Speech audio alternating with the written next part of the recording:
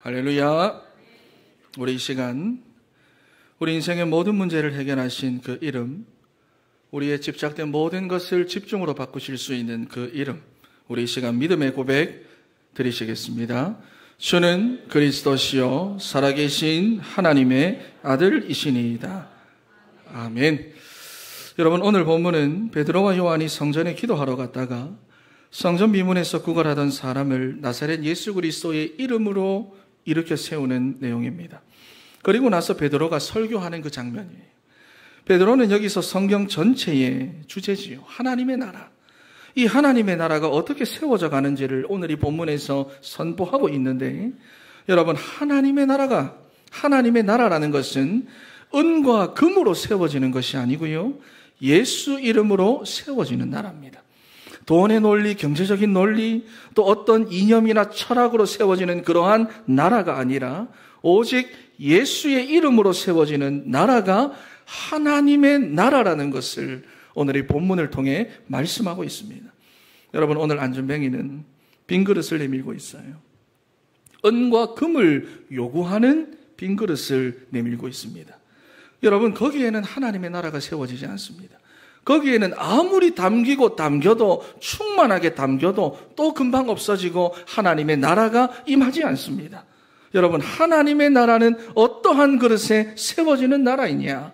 저를 따라 고백합니다. 하나님의 나라는 오직 예수의 이름으로 세워진다. 한 번 더 고백합니다. 하나님의 나라는 오직 예수의 이름으로 세워지는 나라다. 믿습니까? 여러분, 오늘 주시는 이 말씀을 붙잡고 예수 이름을 의지하여 여러분 인생에 하나님의 나라가 임하고 여러분의 가정과 자녀들에게도 하나님의 나라가 세워지는 우리 진천의 성도 다 되시기를 바랍니다. 첫 번째로, 여러분, 그러기 위해서는 우리가 일단 세상 보는 눈이 달라야 합니다. 세상을 바라보는 눈, 그 세상에는 누가 포함되어져 있느냐? 나 자신도 포함되어져 있습니다. 내가 나를 바라보는 눈, 내가 우리 가정을 바라보는 눈, 내가 우리 자녀들을 바라보는 눈, 그 눈이 달라야 됩니다. 그래야 살아남고 살릴 수가 있어요. 우리 1절에서부터 3절 말씀을 한번 읽어보겠습니다. 1절에서부터 3절 시작. 제9시 기도 시간에 베드로와 요한이 성전에 올라갈새 나면서 못 걷게 된 이를 사람들이 메고 오니 이는 성전에 들어가는 사람들에게 구걸하기 위하여 날마다 미문이라는 성전문에 두는 자라. 그가 베드로와 요한이 성전에 들어가려 함을 보고 구걸하거늘. 아멘. 여러분, 여기 본문에 보니까 나면서부터 안전뱅이 된 사람을 만나는데 사실 여러분 늘 보던 사람입니다. 평소에도 알고 지내는 사람이에요. 사도행전 4장 22절에 40여 세나 되었더라. 원어로 보면은 40살이 넘었다라는 말입니다. 그리고 날마다 성전까지 오기는 오는데 성전 안으로는 들어오지 않고요, 언제나 문 앞에서 구걸만 하다 돌아가는 사람입니다. 여러분, 우리에게 무엇을 말씀해 줍니까? 우리 인간의 불행은 타고난다는 것입니다. 하나님을 떠난 가운데 태어나서 사단의 운명 가운데 잡혀 살아가는데 이게 하나님을 떠난 인생의 모든 결론입니다. 여러분, 그런데 더 큰 불행이 나오지요. 사람들이 그러한 상태에서 종교를 찾아가고 종교를 통해 자기의 이익을 채우고 득을 보려고 하는 종교 생활을 다 하고 있다는 것입니다. 그러면서 사람들의 모든 관심이 다 어디에 있느냐? 소유에 있고 성취에 있고 육신에 있고 모든 인생들이 여기에 다 빠져 있는 거예요.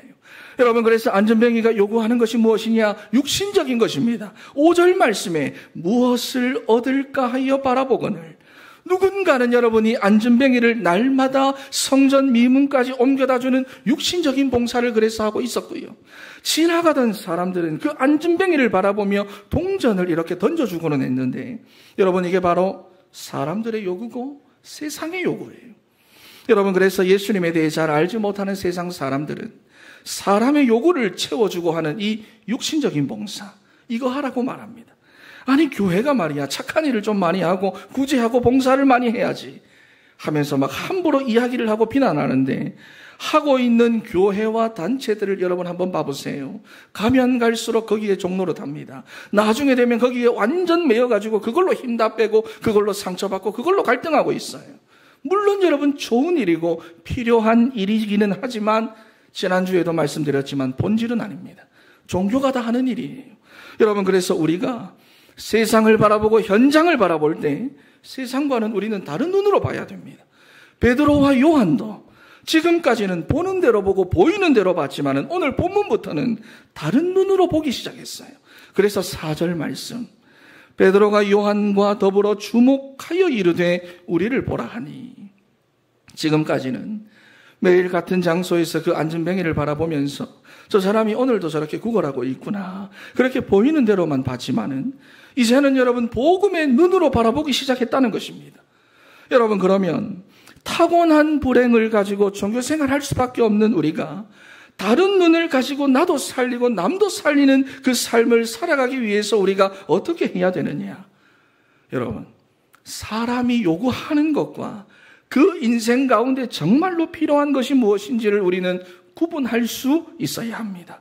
여러분, 사람들은요, 내가 정말 이것만 있으면 정말 좋겠다, 이것만 되고 나면 내가 더 이상 바랄 것이 없겠다, 그렇게 말하며 살아가는데 여러분, 그게 채워져도 타고난 불행은 없어지지 않습니다.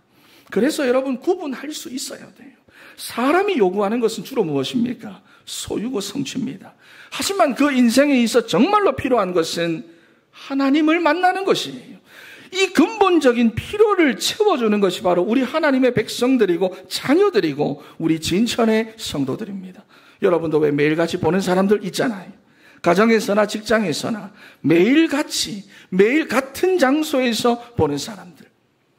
저 사람이 오늘 또 저러고 있네, 오늘도 불평하고 원망하고 오늘도 저런 말하고 저런 행동하고. 그렇지요. 여러분, 지금까지는 그런 사람들을 보는 대로 보고 보이는 대로 보고 들리는 대로 들었겠지만은 이제는 눈을 달리 하셔가지고요, 하나님을 떠나 타고난 불행 가운데 살고 있는 인생의 그 근본 상태를 바라볼 수 있는 우리 진천의 성도들이 다 되셔가지고 사람이 요구하는 것이 아니고요, 근본적인 필요를 채워줄 수 있는 우리 사랑하는 진천의 성도 다 되시기를 바랍니다. 여러분, 그렇다면 눈을 달리 한다, 눈을 다르게 한다. 여러분, 어떻게 해야 됩니까? 그것이 사도행전 1장과 2장에 나오지요. 예수 그리스도로 그 삶이 답을 얻고 하나님의 나라라고 하는 삶의 방향을 가지고 오직 성령이라고 하는 그 방법을 가지고 살아가면서 기도하기에 전혀 힘쓴 거예요. 그랬더니 사도행전 2장 1절 말씀에 오순절 날이 이미 이르매 불같은 바람 같은 성령의 역사가 그들 가운데 일어나게 되었고요, 그 언약의 흐름 속에서 단순 반복 지속했던 겁니다. 그래서 오늘 보면 1절 말씀에도 제9시 기도 시간에 베드로와 요한이 성전에 올라갈세 그랬습니다. 여러분, 학자 요세푸스의 기록을 보면은 이스라엘 사람들은 매일같이 오전 9시, 12시, 오후 3시 이렇게 하루 3번씩 기도했다고 나와 있는데요, 베드로와 요한도 이렇게 하루 3번씩 유대인들이 하는 정시 기도를 하러 성전으로 올라가던 중이었습니다. 그런데 여러분, 정시 기도하면 어떻습니까? 여러분 해보니 어떻습니까? 어때요? 예전에 김중건 목사님 살아계실 때 CCC에서 111 운동 한 적이 있습니다. 여기 CCC 계셨던 분들이 있습니까? 예전에 했지요. 1일 1시에 1분 기도하는 것인데 여러분, 그 시간을 맞추려면 오전 내도록 긴장해야 돼요. 왜냐하면 바쁜 우리의 일상 중에 시간을 맞춘다라고 하는 것이 여러분 사실 의외로 쉽지가 않기 때문입니다. 그런데 그렇게 3번을 한다, 3번을 한다.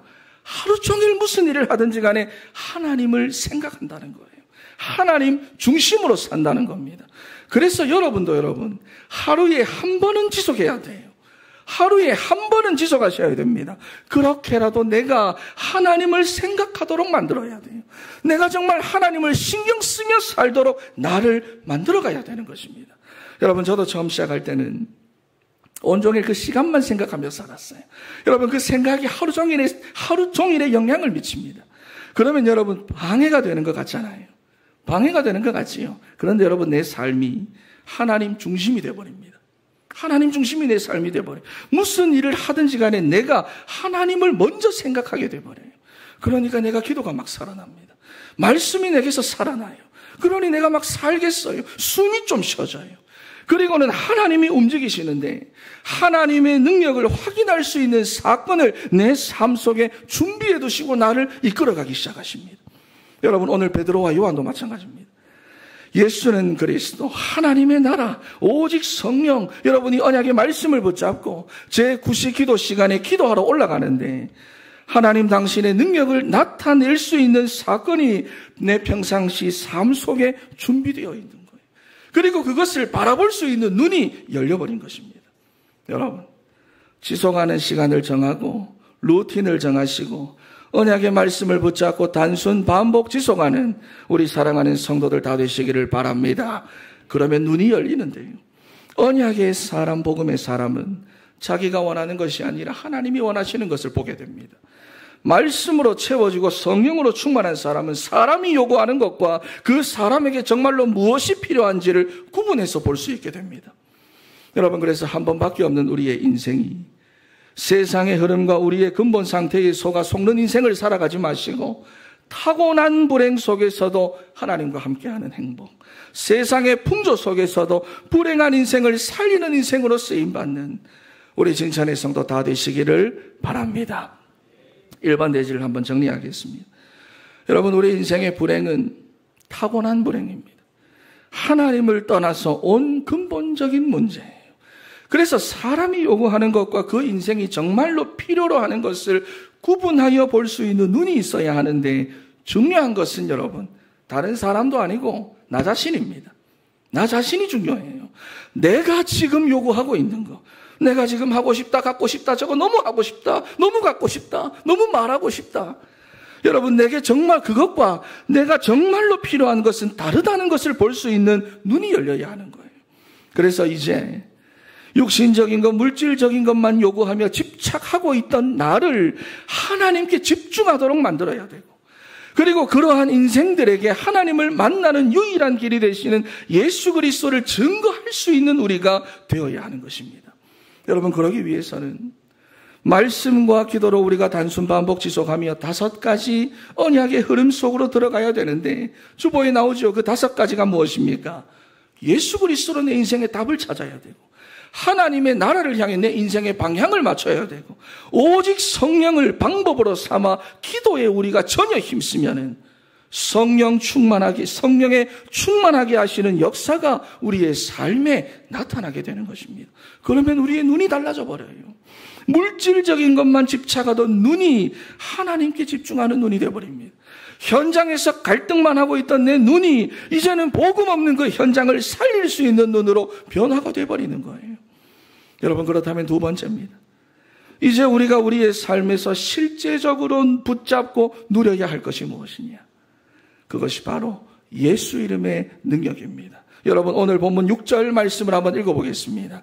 6절 말씀 시작. 베드로가 이르되 은과 금은 내게 없거니와 내게 있는 이것을 내게 주노니 나사렛 예수 그리스도의 이름으로 일어나 걸으라 하고. 아멘.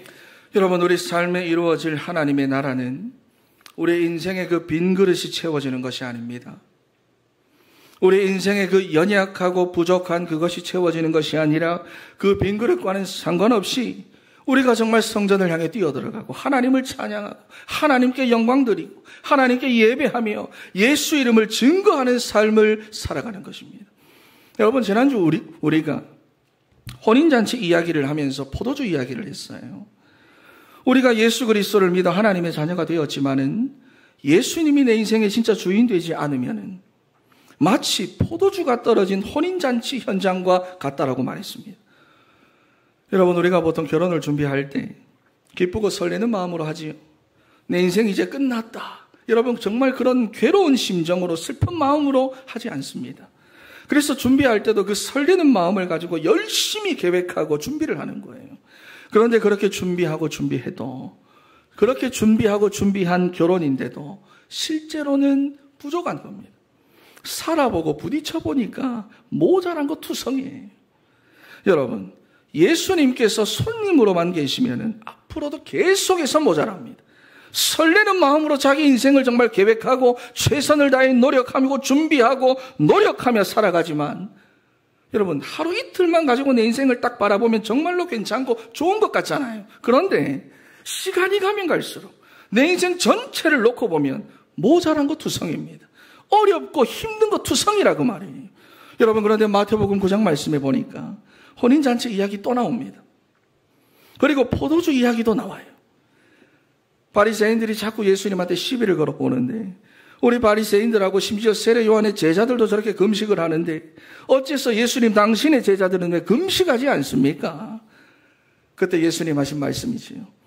혼인잔치에 온 손님들이 지금 신랑과 함께 있는데 어떻게 금식할 수 있겠느냐. 신랑이 뺏기는 날이 앞으로 올 건데 금식은 그때 가서 해라.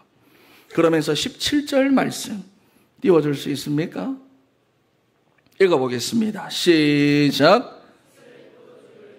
가죽 부대에 넣지 아니하나니 그렇게 하면 부대가 터져 포도주도 쏟아지고 부대도 버리게 되리라. 새 포도주는 새 부대에 넣어야 둘이 다 보존되느니라. 아멘. 여러분, 7월도 그렇고 8월도 그렇고 키워드가 체험이고요. 사실 여러분, 우리는 이 키워드와 상관없이 계속해서 채워왔었고 앞으로도 채워야 됩니다. 그런데 우리가 채우는 데 있어 낡은 가죽 부대에다 여러분 계속 채우고 있으면 안 됩니다. 그러다 보면 결국 터져버려요.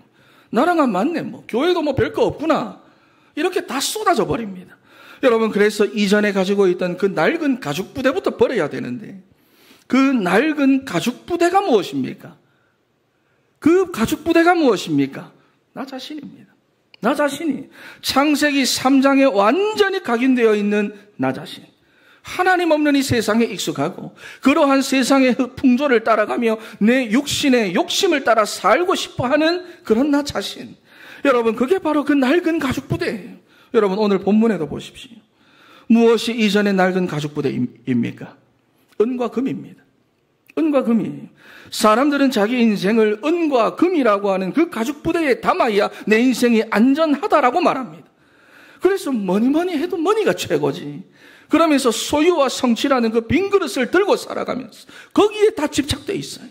그러나 광야가 분명 아름다운 밭이 되고 숲으로 여겨지게 되리라 하신 이 하나님의 나라를 사모하며 그 나라를 향해 가는 주의 백성들의 가죽 부대는요, 은과 금이 아니라 오직 예수의 이름입니다.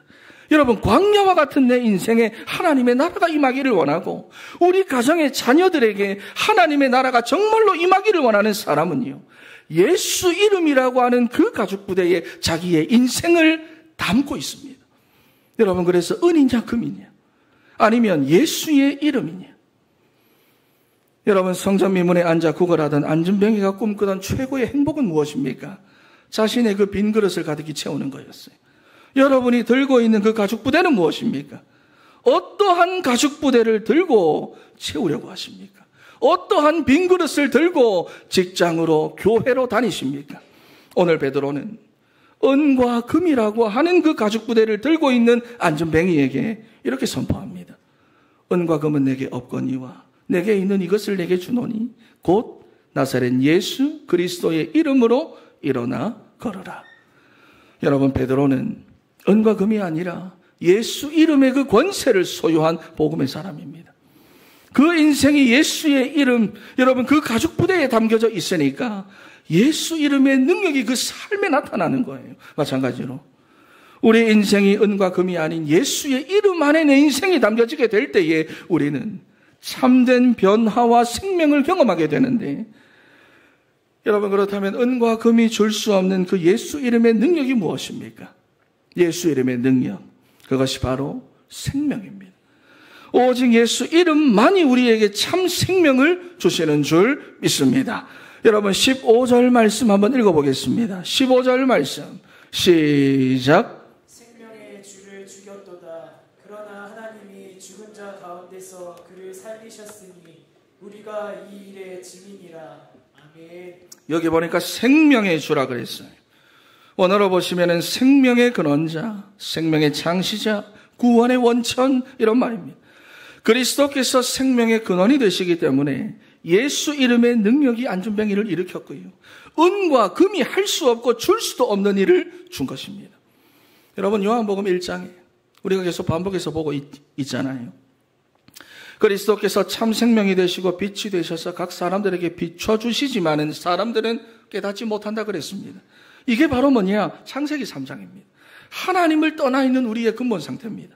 비춰주시지만, 오셨지만 깨닫지 못한다 그 말이에요. 예수님께서 직접 오셔가지고 말씀을 하셔도 자기 생각에만 갇히고 자기가 믿고 싶은 대로만 믿고 싶으니까 알려고도 하지 않습니다. 그렇게 백성들이 예수님을 십자가에다가 못 박아버렸어요. 하지만 그 죽음을 통해서 오히려 여러분 예수님이 누구신지가 더 분명하게 드러나게 되었지요. 생명의 근원이 되시는 예수님은 사망에 갇혀 계시지 않고 부활하셨고요. 그 부활하신 예수님을 제자들은 보고 듣고 만졌고요. 지금도 우리 안에 생명의 성령으로 내주해 계시고요. 여러분, 예수 그리스도가 우리의 참 생명이 되심이 확실하게 드러났습니다. 그리고 제자들은 그 일에 다 증인이 되어가지고 가는 현장마다 생명의 주인이 되시는 예수 그리스도를 증거할 때마다 생명이 살아나는 역사들이 일어났어요. 마찬가지입니다. 여러분, 우리가 이 일의 증인이 되어 예수 이름을 믿음으로 선포하게 될 때에 그 이름에 걸맞는 생명의 역사가 우리의 삶 속에 나타나게 되는 줄 믿습니다. 여러분, 그래서 16절 말씀도 한번 읽어보겠습니다. 16절 말씀 시작. 그 이름의 믿음으로 그 이름이 너희가 보고하는 이 사람을 성하게 하였나니 예수로 말미암아 난 믿음이 너희 모든 사람 앞에서 이같이 완전히 낫게 하였느니라. 아멘. 여러분, 그 이름을 믿음으로 그 이름이 너희가 잘 알던 이 사람을 성하게 하였다라고 말씀합니다. 여러분, 예수 이름의 능력은 그 이름을 믿을 때 일어납니다. 베드로와 요한도 믿었고요. 안준뱅이도 믿었어요.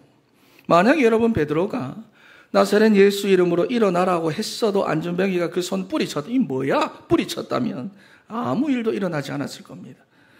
비록 겨자씨만한 작은 믿음이라 할지라도 그 이름을 의지하고 연약하여 베드로의 그 손을 의지하여 일어날 때에 예수 이름의 능력이 그 인생 가운데 일어나게 된 것입니다. 여러분, 그래서 믿음의 출발 너무 중요한 거예요. 무슨 말이냐 하니까 믿음이 크다 작다 하는 그 크기가 중요한 게 아니라 그 말입니다. 어떤 믿음이냐 하는 믿음의 종류, 믿음의 출처. 여러분, 간혹가다 성도들이 저는 믿음이 너무 작아가지고 그렇게 말씀을 하시고는 하는데, 목사님 오늘 믿음, 이번 주는 믿음 다 쏟았어요. 믿음이 작아요. 그런 말씀을 하시는데, 여러분 오늘 안준뱅이를 보세요. 믿음의 크기는 중요하지 않습니다. 16절 하반절에 예수로 말미암아 난 믿음이 너희 모든 사람 앞에서 완전히 낫게 하였느니라. 겨자씨만한 여러분 그 작은 믿음이라 할지라도 예수로 말미암아 난 믿음의 생명의 역사가 일어나게 되는 것입니다. 그러니 나는 할 수 있다, 될 수 있다, 여러분 이런 말 100번 외치고 1000번 외친다고 해서 되는 게 아닙니다. 우리가 가지고 있는 어떠한 그 종교적인 신념, 결심도 아니고요, 긍정적인 사고도 아닙니다. 오직 예수로 말미암는 믿음. 할렐루야.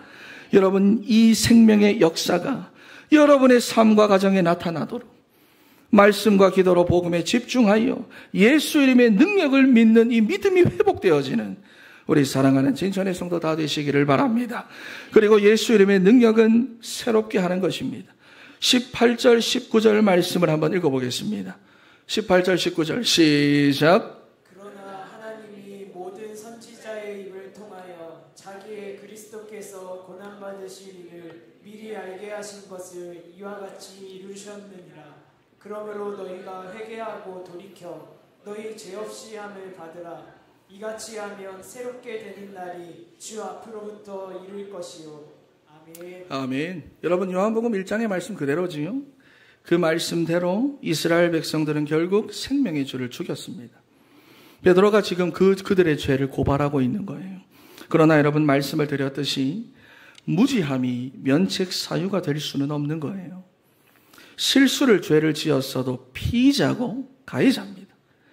마찬가지로 우리 인생의 모든 죄는 근원적으로 하나님을 모르는 무지에서 다 온 겁니다. 하지만 여러분, 모른다고 하는 것은 면책 사유가 되지 않는 거예요. 내가 죄를 짓는 순간 우리는 하나님에 대한 가해자가 되고, 죄는 하나님과 우리 사이를 가로막는 벽이 되어버립니다. 그래서 죄라고 하는 것은 우리 인생을 가장 병들게 하고 마비시키고 파괴시키고 우리의 그 생명력을 메마르게 하는 것입니다. 그래서 죄 문제를 해결해야 하는데 문제는 가해자만 돌이킨다고 해서 됩니까? 가해자만 돌이킨다고 해서 됩니까? 가해자가 용서를 구해도 피해자가 받아줘야 돼요. 피해자가 합의할 마음이 없으면 가해자의 회개는 별다른 효력을 발휘하지 못합니다. 여러분, 그런데 요한일서 1장 9절 말씀에 우리가 우리 죄를 자백하면 그는 미쁘시고 의로우사 우리 죄를 사하시며 모든 불의에서 깨끗하게 하실 것이다. 너희가 회개하고 돌이키면 내가 언제든지 받아주겠다. 여러분, 하시는 이 사랑의 증거가 바로 예수의 이름이에요. 여러분, 그래서 오늘 19절 말씀에도 보니까 너희가 회개하고 돌이켜 너희 죄 없이 함을 받으라 그랬어요.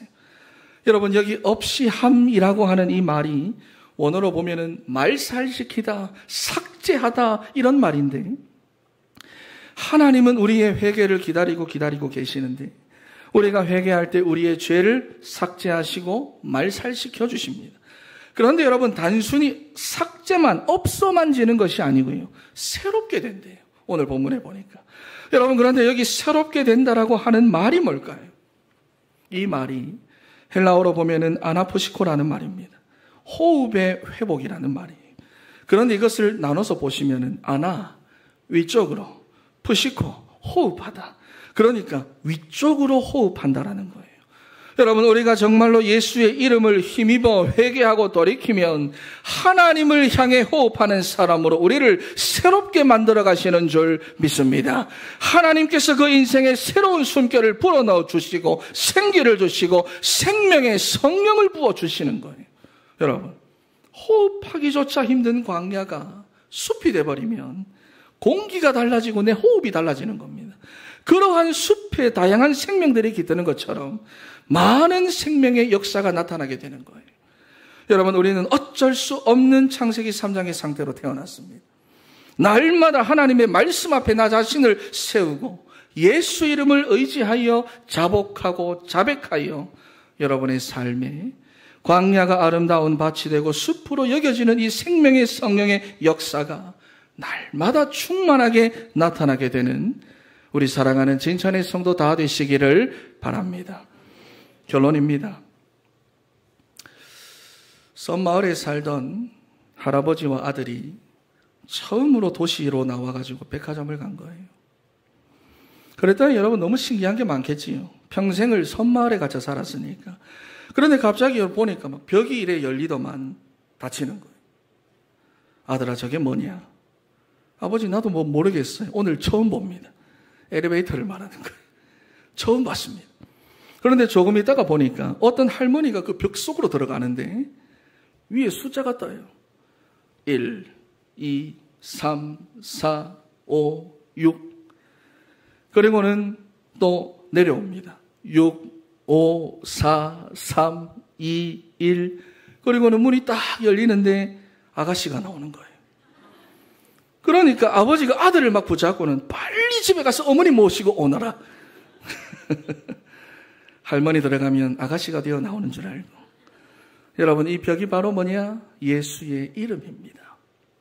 광야 같은 인생을 살아오며 우리가 가진 그 상처들, 어려움들, 외로움들, 그리고 지금 있는 그 문제와 갈등, 여러분, 우리 인생이 정말로 언약 붙잡고 예수 이름 안으로 담겨지고 들어가게 되면은 새로워집니다. 회복됩니다. 타고난 우리 인생이, 타고난 불행을 가지고 태어난 우리의 인생이 하나님과 함께 하심으로 치유되는 거예요. 여러분, 이제는 정말 가죽 부대를 바꾸시기를 바랍니다. 할렐루야.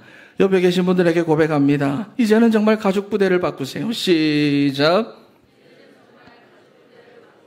가죽 부대를 바꾸시기를 바랍니다.